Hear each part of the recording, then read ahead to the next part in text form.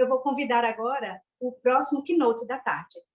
E para falar sobre o desafio da captura de impressões digitais em recém-nascidos e crianças, lições aprendidas. Para falar sobre isso, nós vamos convidar Saggese. Ele é diretor de tecnologia e cofundador da Synolo. So yes, I'm Steve Saggese, and I'm the CTO of Synolo Biometrics in San Diego, California. And what I'd like to talk to you, thanks for inviting me to talk about the issues surrounding fingerprinting and the challenges newborns and children. We have some programs that we've been working on and discuss some lessons learned that we've discovered in our research. So the challenges of newborns and children, we all know what children are like. They're uncooperative. Okay, so an adult, you can place a finger on a biometric device and you can direct them. Children, you can't. They have a grasp reflex. They're crying very often, and we have to manipulate the child onto the device. They're small. Current fingerprint devices cannot resolve the small features. They have a grasp reflex. Fingers are curling, so there's issues there with the ergonomics of trying to obtain the fingerprint. The skin surface of newborns very often is peeling. You can see in the picture here in the middle. When they're born, there's a vernix which obscures sometimes the print, and then when that gets removed and the skin dries out, you also get some peeling. The skin is softer than adults. So one issue is here over here on the right, on the bottom right. If you do contact device, there's distortion, and they're much softer. This is an issue with adults too, but it's more amplified in children. And then, of course, rapid growth.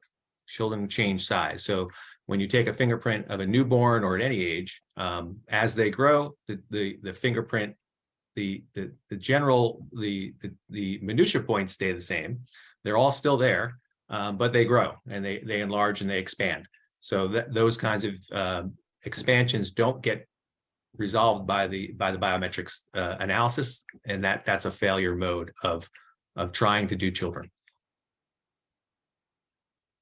So there's been a fair amount of work looking at current technology. So here's was a nice study by people down in Uruguay, where they looked at the national ID program and passport system. They have a whole bunch of data, historical data, that was collected sometimes via ink and then scanned, or also with a live scan devices. And you can see they had data from newborns all the way up through teenagers and into adulthood. And when they looked at the feasibility of using current technology for children, you can see here on the right, what you look at is the true accept rate. So you enroll someone and then you try to verify them later at a later date. And what is your percentage that you're correct? The true accept rate for newborns up through a year basically was either they were not able to do it, or very, very low. And the primary failure modes were image quality of the small finger, and also growth, because the fingers, once they grow, the template changes and it's hard to match. So the second column over here on the right, they did correct for growth, or attempted to correct for growth, and they got a little better, but not much. I mean, 1%, 8%, 15%, 10%, 20%. Those are very, very low numbers and would not make this a usable, would not make these fingerprints usable. So that's with current technology, 500 PPI, pixels per inch technology. So what I'm going to talk about today is a program that we've had going for a number of years. Initially, it was funded by the Bill and Melinda Gates Foundation for vaccination tracking. That was done at University of California in San Diego, where I was also there at the time. And it led to the development of a non-contact high-resolution fingerprinter, specifically designed for newborns and children. As it turns out, it works for adults very well too, but it pushes it down all the way down to newborns. So we conducted a pilot study in Tijuana, Mexico, to prove out the system that it worked, and that's what I'm going to discuss. I'm going to discuss those results with you today. My company, Synolo Biometrics, has licensed the technology and is continuing to work on it. And we have some pilot studies going on, additional pilot studies starting now. So these are the issues that we have to deal with when you're designing a device. Features are small, so we want high resolution imaging. We believe that a platen-free imaging, so you don't want to put the finger down onto a surface. Others are working on that, and I think for older age kids it will work. But as you push the age down to newborns, that the pliability and the softness of the fingerprint makes that very, very difficult. And I'll show some data on that. We need to optimize the image processing to take care of size and aging effects. And then ergonomically, you're dealing with the infant, so it has to be a device that's ergonomic, where you can control the device and the infant at the same time. And then the collection protocols are different from adults, so I'll discuss that.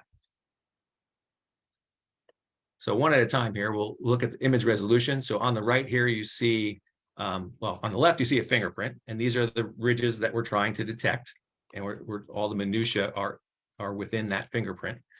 And the distance between those ridges are what's important. We need to be able to resolve that stuff. So on the right there, you see that the feature size, the distance between each of the little ridges is about 450, 500 microns, half a millimeter in adults. But kids, when they're born, will be as small as 125, very, very small. So in essence, current adult technology has a pixel size that's 50 microns, and we're pushing it down to 8.3 microns so that we can resolve the small features.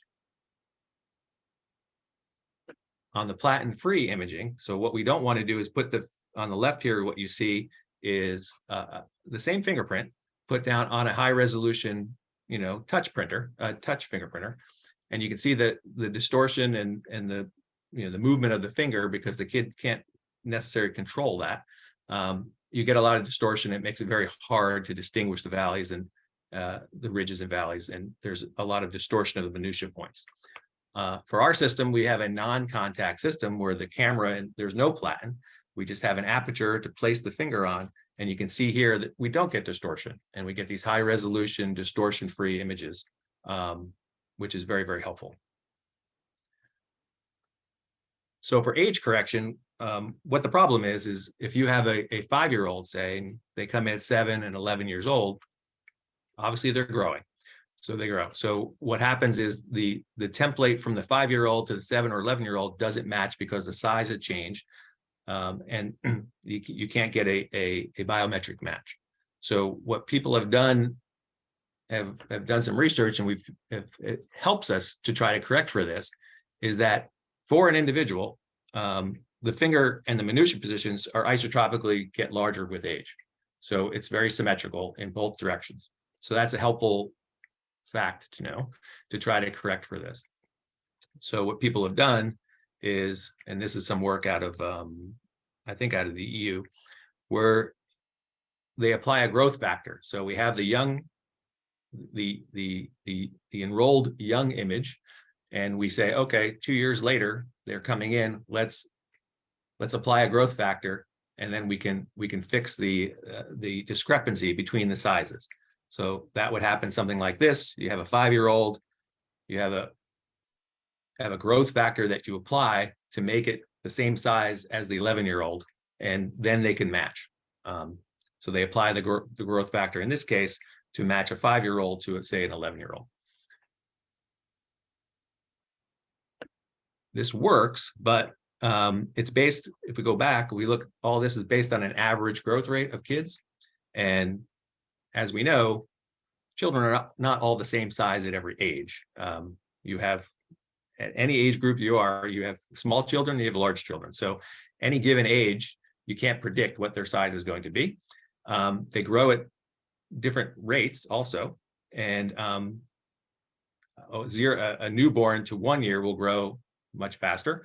And then as you get older, the growth rate slows down. So to try to come up with a suite of growth factors that work for all those different ages in an unknown way is very, very difficult.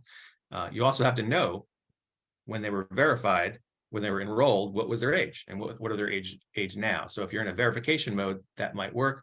But if you're in an identification mode, and you don't know what age they were when they were enrolled, then this whole process kind of falls apart. So what we've done a little differently is here on the left of this picture, you see an adult fingerprint. And essentially, when you take an image of a fingerprint with a 500 ppi pixels per inch standard fingerprinter, that puts about 10 pixels between every one of those little ridges. And that's pretty consistent. It's plus or minus a little bit, but for the most part, adults are in that 400 to 500 micron range. So what we do is we take the child's image from any age, and we create a 500 ppi adult equivalent size. So we bring them all to 500 ppi. So we'll measure the number of pixels for the child. We're very high resolution, so we'll have lots of pixels there, and then we'll reduce it and make it the size of an adult, so that all the commercial software that does fingerprint analysis will work. So you can look at that here, where we have say a day of birth, a small, and a 1-year-old and adult. We'll bring them all down to the same, and these green pictures would be the same template. So no matter what age you are during an enrollment, we'll bring it to this common size. And if you come in and you're 5 years old, we'll bring you back to a common size. And that's how we do our age correction. And just to kind of highlight, you just don't know. These are two pictures about sizing. These are two pictures. One of them is an adult, me, and one of them is a 4-year-old. So they look very, very dangerously close. So to apply a growth factor or some kind of correction factor simply based on age is very, very, very difficult. So that's a 4-year-old, and that's an adult fingerprint. So there's a very wide range. You'll get children that have very well-defined, like this one, very well-defined fingerprints, and some that aren't. And it's very hard to apply a growth factor due to all that variability.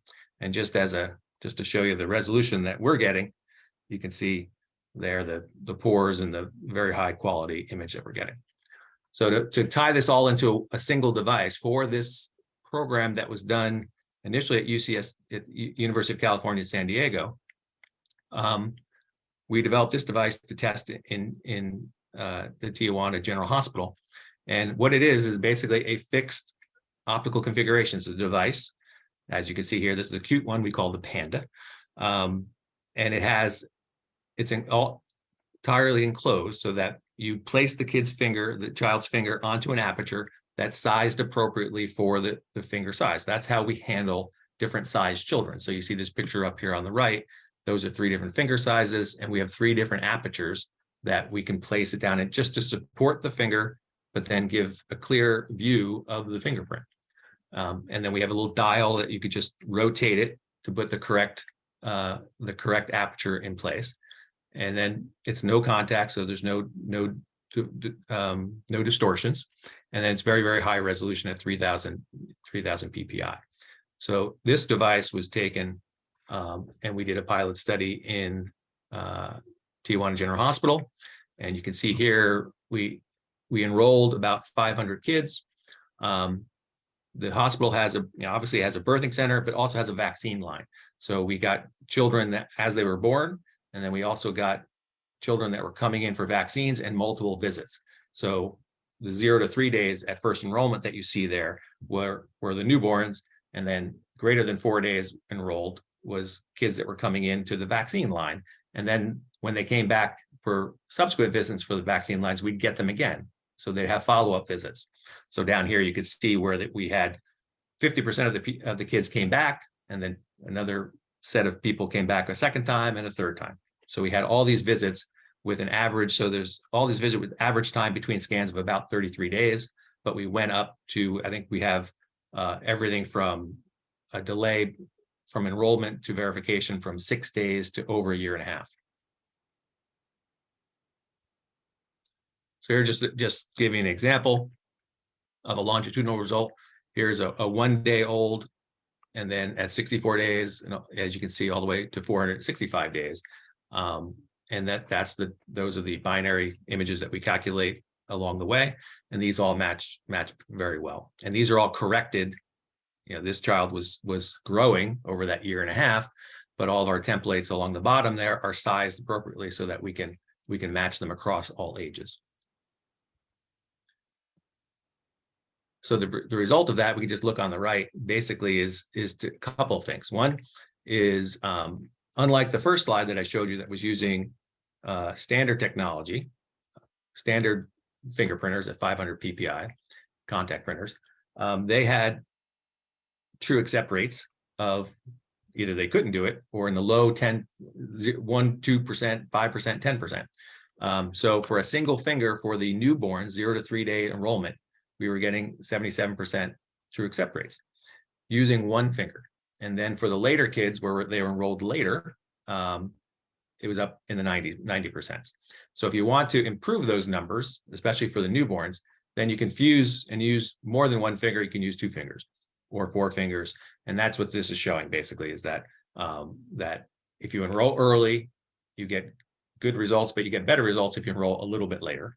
And then if you want even better performance, you change the sequence so that you fuse the scores from a couple of fingers and make sure that you get a couple of fingers. And the performance gets in the high 90s. So all this data was for everyone. So whether you were enrolled at birth or at 4 days, all this data is for lumped people, no matter how long it took them to come back. It was a year and a half or 6 days or whatever it was. So that's what these numbers represent. But if we want to tease out a little more the performance, we can look at the performance as a function of the gap between enrollment and verification. And you can see on the left here for the newborns enrollment group of 0 to 3 days, it's relatively flat for up to 3 months, and then it starts to reduce as time goes on. The same goes for the enrollment after birth, maybe about greater than 4 days. And you can see performance again about for the first 90 days is pretty flat. And then it starts to taper off as that time difference gets longer. So what this told us is that we may have to do a better job on the age progression. We're still working at that, but these results are still very, very good. And this is where you would add finger fusion into it to help your performance. And very critical is failure to enroll. And you can kind of see if the protocol was to enroll all 10 fingers for every kid every time you saw them, and then multiple images of every finger as time permits. So if we wanted to make sure that we got at least 5 good, quality images, then we were, about 2% failure rate. If we wanted to get 10 good images, then we're either in the 10% or 20% failure rate to get all 10. So kids are very difficult. They're small, they peel, all these other issues. So, getting as many fingers, as many images of each finger is kind of critical. But we can keep our failure rates pretty low if our expectation is to get 4 or 5 good fingers. So those were the results of that study, which are very good. So high 90s true accept rates. Now we've improved on that original device, and now we have what we call the Neo, and it's a single hand operation where you can see the little picture over here where you hold it in one hand and then you hold the baby or the infant or whoever onto the device, and we have replaceable tops now so that we can go from newborn all the way through adults. And the study was done, we would collect the data and we would evaluate and analyze the data offline. Now we're at the point where it's real-time image processing with a user interface. It's real-time age adaptive image processing also to create that adult. So that's all done in real time. So we can verify and identify in real time. And then we could save the image out in a 500 PPI, or if now 1000 PPI is becoming a little more common, we can save out the images in any kind of format that is required. And we're starting to begin to develop the OEM support for Windows and Linux and SDKs so that we can start to get this into more pilot studies. And that's what we're doing. We're actively seeking collaborations for pilot testing to help support the development. Sí, ¿hay alguna prueba que estén realizando en América Latina que puedas comentar con este dispositivo?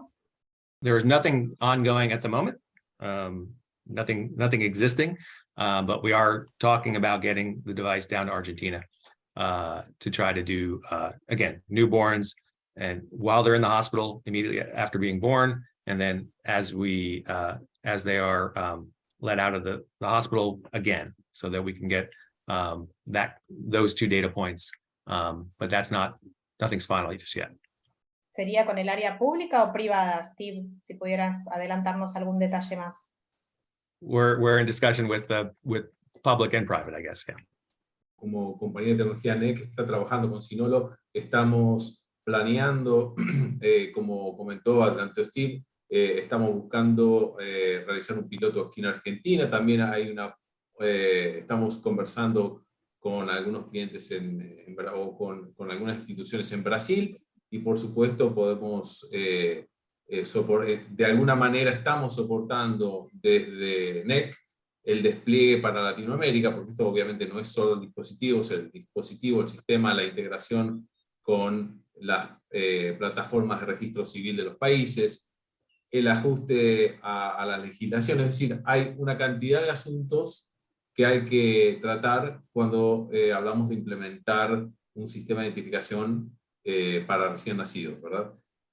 Entonces, efectivamente, la idea es, INEC está impulsando la promoción de este tipo de soluciones como extensión a lo que ya ofrecemos en términos de identificación civil, como los casos que participaron en el panel previo. Hay varias experiencias, otras experiencias en Latinoamérica, pero justamente el desafío es extender la posibilidad de identificación con huella dactilar hasta el punto de recién nacido, que bueno, tal vez la audiencia no lo sabe, pero como comentó Steve, es un desafío que aún no se ha resuelto. Es decir, la identificación funciona muy bien en base a huellas dactilares a partir de los 5 años. Hacia atrás, cada vez, en cuanto nos vamos acercando al punto de nacimiento, la identificación se vuelve un desafío mayor y una complejidad para resolverla también mucho mayor, ¿verdad?